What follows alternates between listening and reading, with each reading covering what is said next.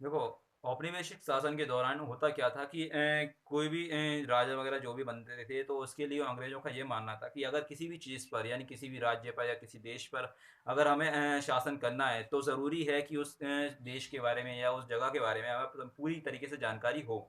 यानी कि है ना, छोटी से छोटी जानकारी वहाँ के लोगों को क्या पसंद है, कैसा रहन सहन है, क्या खान पान है वहाँ का लोगों का, ठीक है ना, क्या त्योहार बनाते हैं, कौन से धर्म की हैं, हर चीज़, यानी तक कि ज़मीन, उनके पास कितनी ज़मीन है, कौन सी ज़मीन है, कैसी है, ज़्यादा पानी तो है या नहीं है, हर तरह से उसकी गुणवत्ता वगैरह, ये सारी चीज़ें, सारी जानकारी, इन सब का क्या किया जाता था, सर्वे किया जाता था, ठीक है ना। और इन सर्वे के दौरान अंग्रेज़ों का ये मानना था कि जब ये सारी जानकारी हमें मिल जाती है तो वहाँ पे शासन करना काफ़ी सरल हो जाता है, क्योंकि इंसान की अगर कमज़ोरी का पता चल जाए तो उसे अपने काबू में रखना बहुत आसान हो जाता है। लेकिन अगर कमज़ोरी का पता ना हो तो इंसान पर काबू करना काफ़ी हद तक मुश्किल हो जाता है। इसीलिए ज़रूरी है कि किसी ना किसी चीज़ का कमज़ोरी होती तो हर एक की कमज़ोरी होती है, ठीक है ना? बस हमें उस कमज़ोरी का पता लगाना होता है, ठीक है ना? तो होता क्या है कि है ना, अगला अपना टॉपिक है सर्वे का।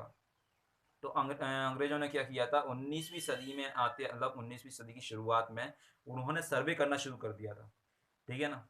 अब क्योंकि क्या था कि 19वीं सदी में उनका एक अभियान चल रहा था सर्वोच्चता का, जिसमें उनका ये मानना था कि हमें पूरे भारत पर कब्जा करना है, ठीक है ना।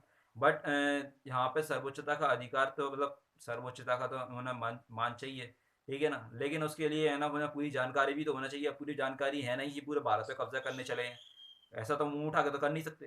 तो हर एक चीज़ के बारे में वो जानकारी इकट्ठा करने लगे, ठीक है ना। अब उस जानकारी के दौरान उन्होंने क्या किया कि कई सारे लोगों को इकट्ठा किया और सबको छोड़ दिया। बोला कि जाओ, जाकर है ना सर्वे करो और देखो ज़रा कैसे लोग रह रहे हैं यहाँ पे, कैसे कैसी उनकी मतलब त्योहार हैं, कैसी बोलचाल है, कैसे रहते हैं, और कौन सी इनकी ज़मीन, कितनी ज़मीन है, कितने परिवार में लोग रह रहे हैं, हर एक चीज़ का वो सर्वे करने लगे, ठीक है ना। उनका ये मानना था कि अगर शासक को इन सब के बारे में जानकारी हो तो वहाँ शासन करना काफ़ी आसान हो जाता है, वरना शासन वहाँ पे नहीं कर सकते, काफ़ी मुश्किल हो जाती है। और एक टाइम ऐसा आता है कि उसके साथ से सब कुछ निकल जाता है, ठीक है ना। तो इसलिए ज़रूरी है कि सारी जानकारी हो। तो इसके बाद क्या था कि 19वीं सदी के आखिर तक अब ये सब चीज़ों की जानकारी होने लगी, तो आखिर तक आते आते अब बची थी सिर्फ जनसंख्या, ठीक है ना, लोग कितने बच रह गए हैं। यानी कि अब क्या करने लगे, जैसे मान लो शुरुआत में 5,000 लोग हैं, ठीक है ना। शुरुआत में 5,000 लोग हैं, अब वो 5,000 से है ना हर साल, यानी हर साल तो गणना कर नहीं सकते कि हर साल कितने बच्चे पैदा हो रहे हैं, भाई बता दो। हाँ, हर साल तो कर नहीं सकते कि वरना रोजाना गिनने लगे, आज हमारा एक बच्चा पैदा हो गया, जहाँ दूसरा बच्चा पैदा हो गया वहाँ तीसरा बच्चा पैदा हो गया।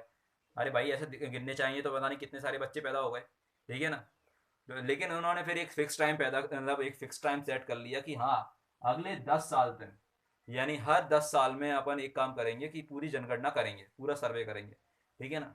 अब 10 साल में है ना जितने भी जैसे मान लो 10 साल में इसकी संख्या हो जाती है 10,000, ठीक है ना। यानी पहले थी 5,000 और 10 साल बाद हो गई 10,000, ठीक है ना। तो अपन ये अंदाजा लगा सकते हैं कि 10 साल में है ना इसकी जनसंख्या कितनी बढ़ गई, 5,000 बढ़ गई, ठीक है ना। 5,000 बढ़ गई। और 5,000 को अगर अपन को एक साल, मतलब एक साल का निकालना हुआ, तो यानी कि एक साल में कितनी बढ़ी, 500 बढ़ गई, ठीक है ना। तो इस तरीके से निकालना काफ़ी आसान हो जाता है। इसीलिए उन्होंने क्या किया कि हर 10 साल में सर्वे करना शुरू कर दिया, ठीक है ना।